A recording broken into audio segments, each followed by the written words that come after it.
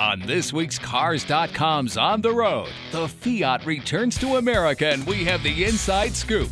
Learn about the app that keeps you out of traffic and take a test drive with us in a Ford Shelby. All this and more. So let's step on it because the show's about to start.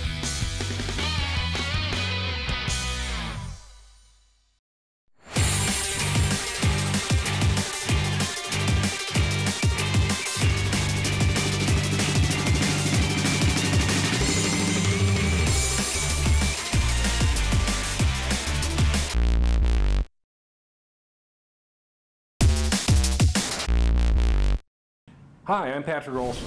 And I'm Lindsay Beauregard. And we're bringing you the news this week from Cars.com. Well, everybody has their own secrets for how to save gas. But some of those secrets are really myths. We'll tell you which ones you need to avoid.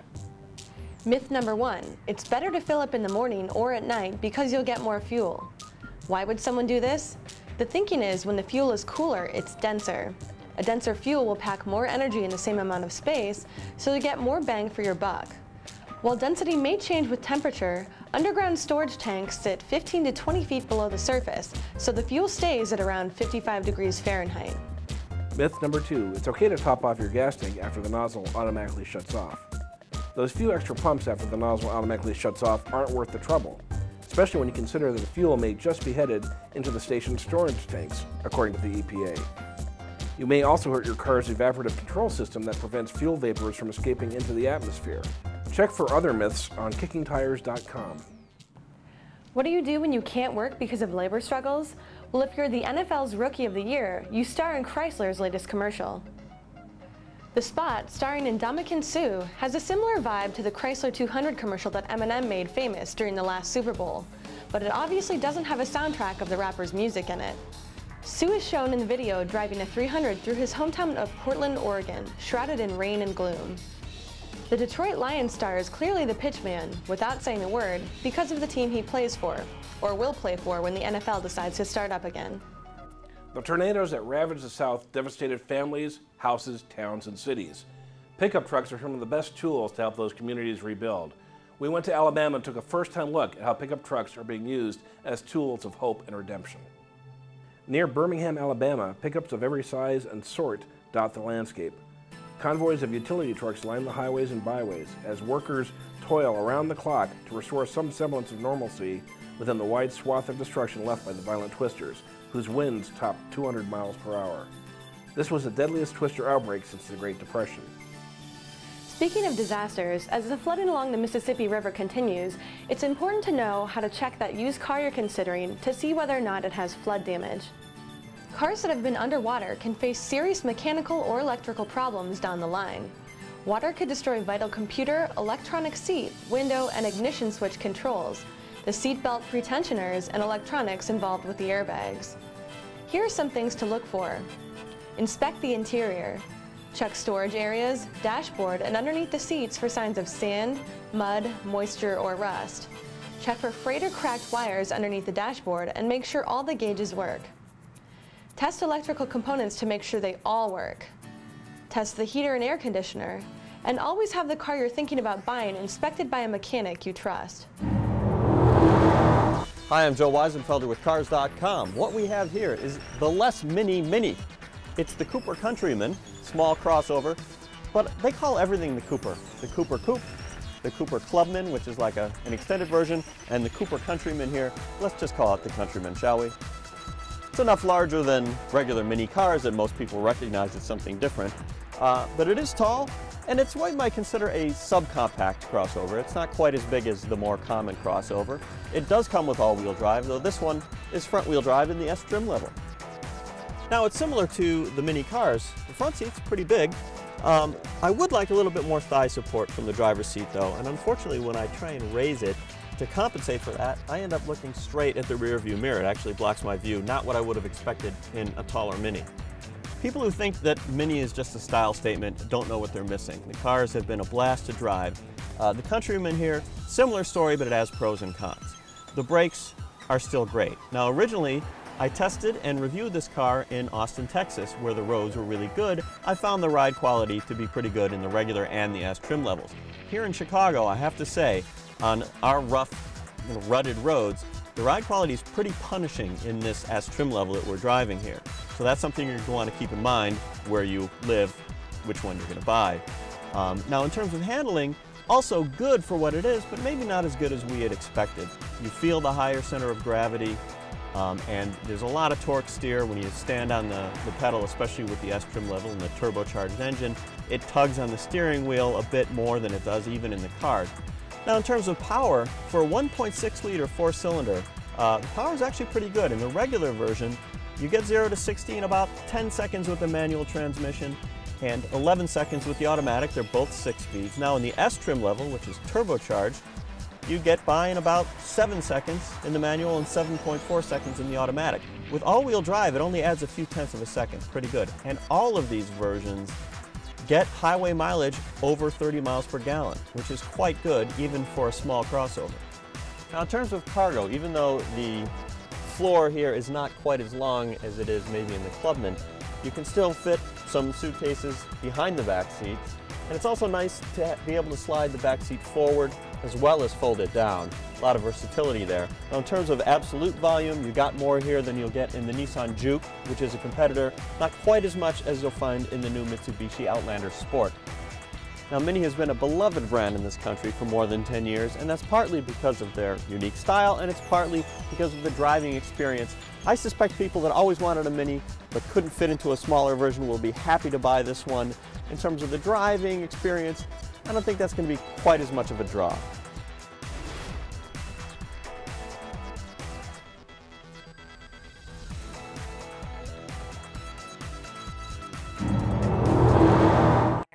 Welcome to the Stevens Auto Mall Center Marketplace. Outstanding design defines the 2009 Toyota Camry. This four-door, five-passenger sedan just recently passed the 60,000-mile mark. Smooth gear shifts are achieved thanks to the efficient four-cylinder engine, providing a spirited yet composed ride and drive. A wealth of standard features means that you no longer have to sacrifice, such as remote keyless entry, delay-off headlights, and tachometer, and more. A Carfax history report shows just one previous owner. All this value for under $18,000. Here's a great deal on a 2003 Toyota Highlander. Under the hood, you'll find a 6-cylinder engine with more than 200 horsepower, providing a smooth and predictable driving experience. A wealth of standard features come with the Highlander, such as remote keyless entry, a leather steering wheel, full automatic headlights, roof rack, and rear wipers. Passengers are protected with various security features. All this for under $16,000. Stop in for a test drive today. Presenting the 2006 Toyota RAV4. Under the hood, you'll find a 4-cylinder engine with more than 150 horsepower. This Toyota is full of top-shelf amenities such as a rear window wiper, tilt steering, and air conditioning. You and your passengers will enjoy the stereo system, which includes CD player with MP3 and 6 speakers, providing excellent sound throughout. Toyota provides the security of passengers with a number of safety features. Priced at under $15,000, it won't last long. Take command of the road in this 2009 Toyota Venza. With well under 10,000 miles on the odometer, this 4-door sport utility vehicle prioritizes comfort, safety, and convenience. Under the hood, you'll find a 4-cylinder with more than 170 horsepower, providing a smooth and predictable driving experience. Other features include a power assist trunk, delay-off headlights, rear wipers, and air conditioning, all for under $28,000. Come in and see it for yourself.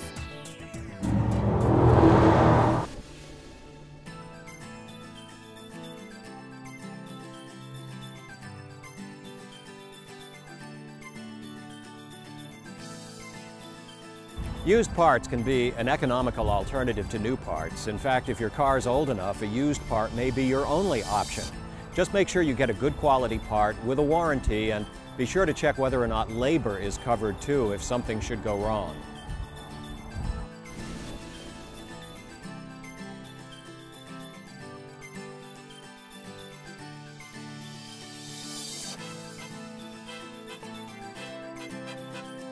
Really short brake pad life can be a reflection on your driving style. If you're charging up to stop signs and red lights, you may want to reconsider how you drive your car.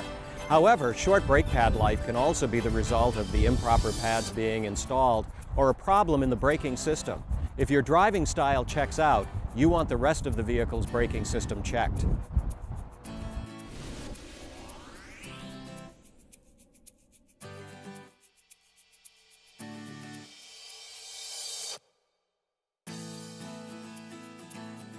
Synthetic oil has many advantages. It stands up better under high heat and high load conditions. It also flows better in the cold, but it's much more expensive. Whether you should make the change or not is something you'll have to decide. But here's something that you must remember. Use an oil with the service rating and the viscosity range that your car manufacturer recommends. If you'd like to submit a question, go to ontheroadct.com. Press on the Feedback tab, and I might just be answering your question in a future program.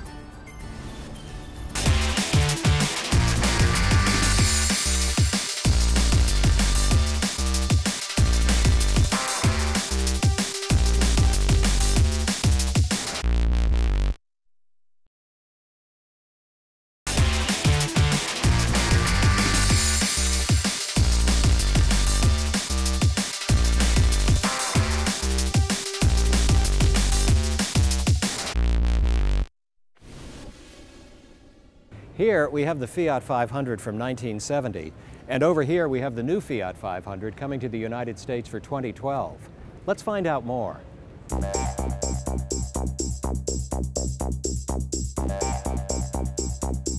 Well, you know what? I think we always knew that the American consumers were ready to look at small cars, but I think we've definitely pushed that decision up a little bit further. So we're seeing a lot more traffic than I think we would have anticipated in the past. Again, the Fiat 500 doesn't just deliver on fuel economy, but it also content, styling, warranty, all of the good pieces that typically you'd find only in a larger vehicle. We've packaged it very nicely. But yeah, 4 months ago we revealed the hatch. Here we are in New York. We're going to show it a second version, a cabrio version, and perfect timing. We had a great product to start with, but we wanted to make sure we adapted it for the US market.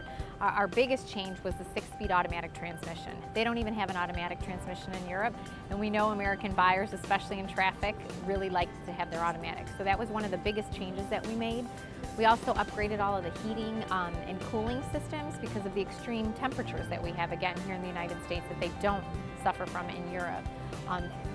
Suspension and steering has been changed for our roads, potholes after some harsh winters that we have, so that was done.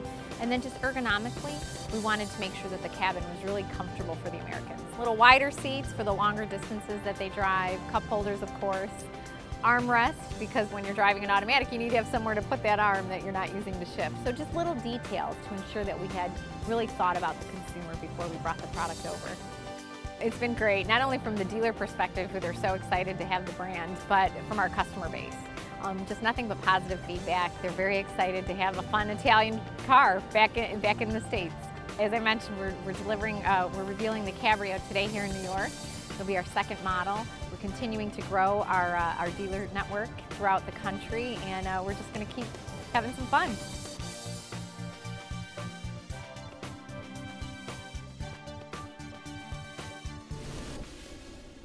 The Honda Civic can trace its roots here back to 1973. Now, a completely new 9th generation Civic is arriving at Honda dealers as a 2012 model. These redesigned Civics include high-performance SI coupes and sedans, bread and butter versions, and this high-efficiency Civic Hybrid. All new Civics have vehicle stability control, traction control, and brake assist. Base models feature a new 140 horsepower 1.8-liter 4-cylinder engine with either a 5-speed manual or optional 5-speed automatic transmission. Our Hybrid uses a new 1.5-liter engine, a continuously variable automatic transmission, and the newest version of Honda's integrated motor assist, powered by newly adopted lithium-ion batteries. Together, the gasoline and electric motors produce 110 horsepower, more than enough to allow a Civic Hybrid to keep up with traffic. 60 miles per hour arrives in just over 10 seconds. Fuel economy, not blistering acceleration, is the goal, of course, and the new Civic Hybrid does well. EPA ratings are 44 miles per gallon city and highway, though we found careful driving could better that by 15%. Aiding a driver seeking maximum fuel efficiency are light bars on either side of the speedometer.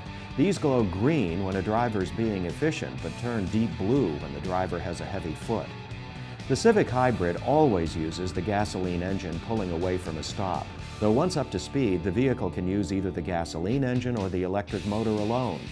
During braking, the gasoline engine deactivates, and regenerative braking is used to slow the car and recharge the batteries.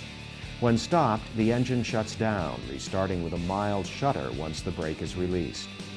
Room is good up front, and 6-footers fit in the back seat, even when the seat in front is adjusted for another 6-footer. Hybrid buyers lose 1.8 cubic feet of trunk space and give up the folding rear seat, however. The ride is firm but reasonably compliant. Handling is also good, though steering has a slightly artificial feel, a common complaint with electric power steering systems. The market for compact sedans has never been more competitive. The good news for Honda fans? This new Civic is ready for all comers. You know those times when you're driving down the highway and traffic starts to bunch up and you're wondering, am I headed for a traffic jam? Is this traffic jam going to be extended? Wouldn't it be nice to know that ahead of time? Well, this is Jeff with On the Road, and I've got another free mobile app for you to check out. It's called Beat the Traffic. When you launch Beat the Traffic, what it does is it uses your cell phone's GPS system to figure out exactly where you are, takes a look at the surrounding area, and tells you whether there's any traffic incidents, the average speed for the roads that you're heading up to, and there's actually access to traffic cameras right here built into the app. This is available for the iPhone, the Android, and the BlackBerry. You can even punch up these traffic cams and look for yourself in real time what it is that you're headed for. Again, it's Beat the Traffic. It's a free download for your mobile phone. I would recommend checking it out today before you hit the road. But then, there's another handy way to get around and have fun doing it. The Renault Dauphine, the car made in France to make driving fun again. Balloons, please. Now, there's lots to talk about, so let's make the camera go fast. Watch for the fun car with the balloons. First, see the Dauphine's maneuverability in traffic. Look how it gets around and how it corners. Special axle design does that. And see how it accelerates and climbs. Driving economy gets up to 40 miles a gallon. Parking? The big car couldn't get in the space. But watch this. With the Renault Dauphine, everybody's an expert. Lots of room for you to park inside. Handy as roller skates and twice the fun. Even has a city horn and a country horn. That's the Renault Dauphine. At any of 600 coast-to-coast sales, service, and parts headquarters. Won't you try it?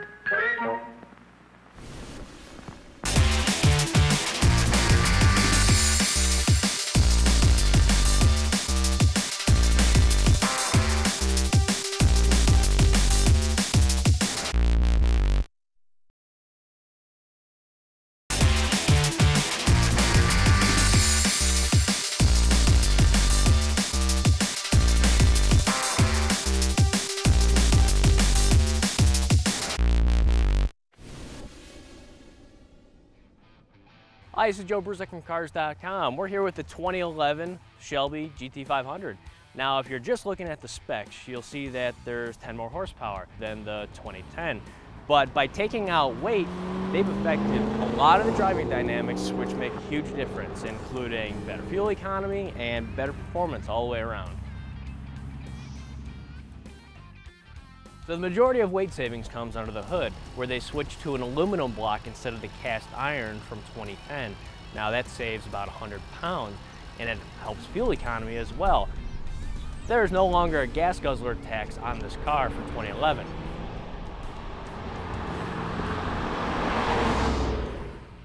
Our GT500 is equipped with the optional SVT Performance Package. Now that adds these lightweight wheels, these unique tires that were designed by Goodyear for Ford and the GT500 specifically. I also added our stiffer suspension springs and a higher rear axle ratio. Normally, the special options that make a car more track capable, like the GT500's unique tires and lowered suspension, will diminish ride quality during everyday driving. But that's not the case with the GT500. To help that daily drivability, Ford has added electric power steering. And while it does make it easier to drive on the street, the steering is kind of light, you know, around town, but it still feels really good on the racetrack. It's got a really good steering feel when you're thrown into a corner. Ford has also made improvements to make the inside quieter, but that doesn't take away from the exhaust sound.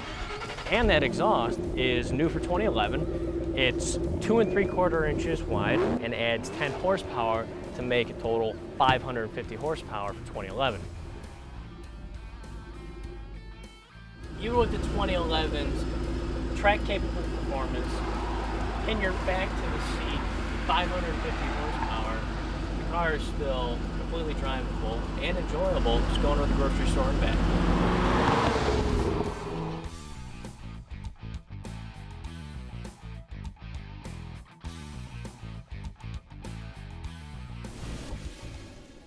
Welcome to the Stevens Auto Mall Center Marketplace.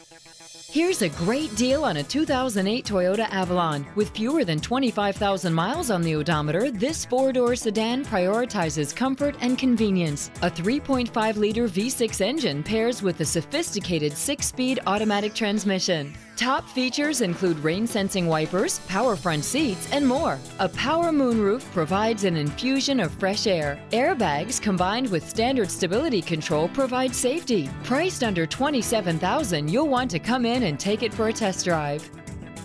Discerning drivers will appreciate the 2010 Toyota Tacoma. This four-door, four-passenger truck still has less than 15,000 miles. It features an automatic transmission, four-wheel drive, and a 4-liter 6-cylinder engine. Toyota included a rear step bumper, an overhead console, and one-touch window functionality. Toyota also included airbags, traction control, and brake assist for safety. Priced under $25,000, it won't last long. Here's a great deal on a 2009 Toyota Corolla. With fewer than 45,000 miles on the odometer, this four-door sedan offers many features, such as an automatic transmission, front-wheel drive, and a 1.8-liter 4-cylinder engine. Other features include an outside temperature display and a split-folding rear seat. Passenger safety was on Toyota's mind when they included dual-impact front airbags, curtain airbags, brake assist, and ABS brakes. Priced under $15,000, you'll want to see it for yourself.